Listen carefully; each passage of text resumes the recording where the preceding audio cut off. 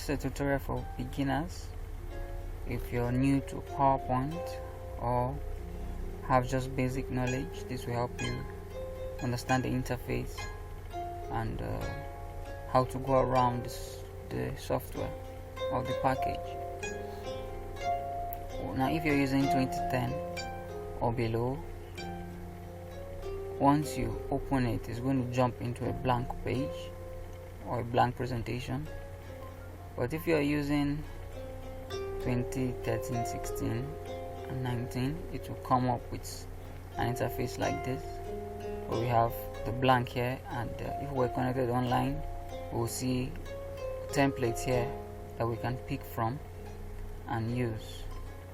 For example, if I were to click on more theme, alright, so down here are templates that we can pick from and use, or we stick to a blank one if we want. So that's under new here. If I were to go to home, I can see my recent files that I've opened before, and if I go to open, I can open a file from my computer that is not on my recent list already. So I'll just go to home and double click on the blank page and it will come up. So like I said, 2010 users and below, it will jump to this page already once you open it. Okay, so this is the interface. This is where your slides are. Like for now we have just one slide. You know, when you're using Microsoft Word, you have a document with pages. So when you're using PowerPoint, it's called a presentation with slides inside. So this is where our slides are, and this is just the tumbling of the slide, and this is the main slide page where you do your whole work, and you can add slides, which we'll go into shortly. Okay, so this top side here is your ribbon. On the ribbon is where you have the file menu and your tools and your controls for making or creating your slides and making your editing and making your effects. So on the first side here, okay, on this first tab we have home. The next tab we have insert. If you just click on the tab, it will show you the functions under it, so you can use it. So under home, the first section here we have a copy and paste. So for now you can see some of the cut, the copy, they're not active, and the format painter, they're not active because I have nothing selected. But once I select, let's say I write something here and I highlight it, like select it, or if maybe I had a shape here, good, and I select it, I have my copy and my paste active. But my copy, my cut, they are not active for me to copy, and then I can now paste. There's a shortcut for all of that, which is more efficient to use most times. So the shortcut to copy is Ctrl C, to paste is Ctrl V, and to cut is Ctrl X. I'll explain that in some other tutorial. Okay, then next we have the section to create new slides. So if I click here, I'll just get a new slide. So you see now I have two slides here. And if you want to know more about slides, then you check out the tutorial on slides that I've done. Okay, here we have our font. So you see, once I click to type in a text box, it becomes active. If not, it's not active. So if it becomes active, I can select what type. So let me just write a heading here: welcome to class. Now I can change the font of this. By highlighting it, I can say no, I want a different font. Let's say I want a font like this. Okay, if I want it bold, I can just go ahead and do bold. Okay, if I want the size smaller or bigger, I can go ahead and select the size, and this is to make it bold. Let me select the more regular font that we can understand better. Okay,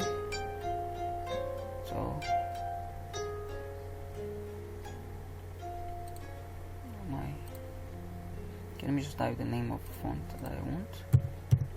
Okay, so I can use that. Good. So I can say bold or italic to make it slanted, or underline, and then this is to add a shadow to it. And I'll further explain some of this in a font tutorial or font styling tutorial in PowerPoint. And this is to change the color to something else, and then this is to change the case to lowercase, uppercase, and title case. And this is to make to increase the size. Also, if you don't want to do it from here, you can do it from here and decrease from here. And this is to clear formatting to bring it back to the normal state it was. Okay, that's that. On the next section is paragraphing. We can use that for bullet list, because this particular section is built with a bullet already. So you see it's active. If I untick that, the bullet goes away. So if I type, it will be normal. If I tick it, it becomes a bullet, so that if I just type now, it's just becoming a bullet. If I remove that, there's no bullet there again. And for here, I can just highlight it also and then say be a bullet. Okay, so the bullet, you put on the type. Do you want it to be an alphabet in numbers or Roman figure? What's the paragraph spacing you want for the text you have here? And okay, and then we have alignment. Okay, you want it to be center aligned, or left aligned, or right aligned? That's for this. Or do you want it to be justified? Justified works better when you have bulk text rather than single text. And that is to indent. Do you want to just shift it forward or leave it at the beginning? Just to create space from the starting paragraph line. And how many columns do you want? It's just one column, 2 columns, or 3 columns. So this will divide into 2 or 1 column. Okay. And this is text direction. Which direction do you want the text to flow? Like this, like this, like this. Or you can even go to more and select a particular angle, like 60 degrees or 30 degrees. Alright, this next side here is the shape. You want a shape. So you want to draw a circle, you just select and draw, or a rectangle, and there are many other shapes there. And we have a very important tool here, which is the text box, which is the only way we can type in PowerPoint. Without a text box, you can't type any document in PowerPoint.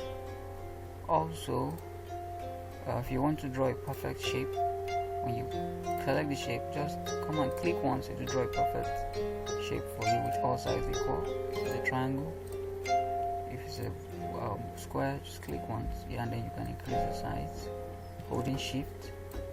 If not, it's going to distort to something else. So maybe a rectangle, and a circle that is perfect like this one would distort to maybe an oval. Okay, but if you didn't want to just draw in a small size, you had a size in mind that you want to draw, but on a big size, you hold your shift as well while drawing, and to be perfect shape as you are drawing it, like that. Okay, and arrange is to align. You use under that we can align or send to front or send to back when we have when you're dealing with multiple objects. For example, this object is in front of this one. I can bring this one to front. I can in front, so now this is now behind this. So you can use that to do that.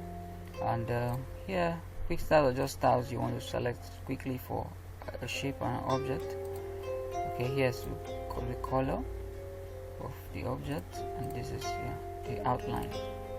What color outline do I want? So let's say black. So you see the outline of this is now black, and we'll talk about that really later. Okay, then under the insert, most of what we've seen on the home page are still here. Okay, so under the insert, we can also insert a new slide, a table like that. We can insert a picture, got a table. Let me just push that somewhere down. A table, a picture. So just click picture, yeah, to bring up the page from where you can select what you want to insert. So let's say I select this, insert, and we have a picture inserted there. We can also insert shapes, which also we saw already on the home page. You can insert charts like pie chart, bar charts. You select them, you select the one you want, and coming, you can insert text box, which I told you is the major way to get to type, or is the only way to get to type in PowerPoint. So once you click, you begin to type. That's how the text box works. Select, click, select it, click, and then begin to type. Text box, and you can insert a header also and a footer. You can also insert media, which is a video or an audio, or even screen record. You can also insert symbols and equations. Alright, under the design is how your page will look like. I'll just talk about this briefly. For example, if I select this, so yeah, this is the first page, which is supposed to be the title page, and this is the page which is supposed to carry content. The inner page is supposed to carry your content. Okay, so there are different type of designs you can work with, and most designs have a different title page and then the inside pages, while some can just be same at all points. Okay, like this one here and here, it's kind of same, but for this we have the title page slightly different in design from the page that will carry hold your content. Okay, and we have different variants. You could just select the variants of red, depends on what you want. Something also important that you should note in this page is that the slide size.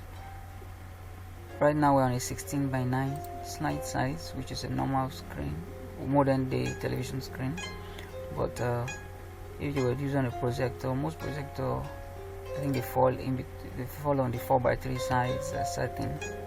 And when you select that, you see your page will be a little different in arrangement. So you see this is a 4:3 setting.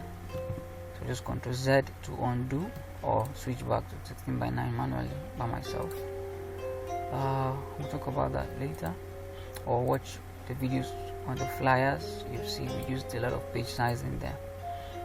Okay, under transition is how objects, how a page, a slide page, moves from one slide to the other. For example, if I said this slide should come in this way using split, it's going to split like this to review this. So when I play this slide, after this slide, when this one is coming in, it will do that effect as its way of coming in. We'll talk about this more later as well. The animation is the way the objects in the slide come in. Like if I say float in, this is going to float in like this. Same thing with this. If I say flying, it's going to fly in. And under the animation effect, I can select from which direction. So let's say from the right, so it's going to come in from here. So by the time I'm playing this animation that way, playing this presentation rather, that will slide in from here when it gets to this particular page. And then on the slideshow, we can play the slideshow, we can even record the slideshow and do rehearsals. And under review, these are more advanced stuff. Maybe you were doing this presentation with somebody, you guys can add comments, check your spellings using the terrazos, and if you compare the document with other documents. And view is just to switch the view of the layout, which you want to leave that in the normal view. There's no point changing all of that except you're a developer and you show of what you're doing. Okay, so that's the overview of the software. We'll be taking each section more detailed gradually. Stay tuned, subscribe to our channel, follow us on our Facebook page to get to see more of these tutorials. Thank you.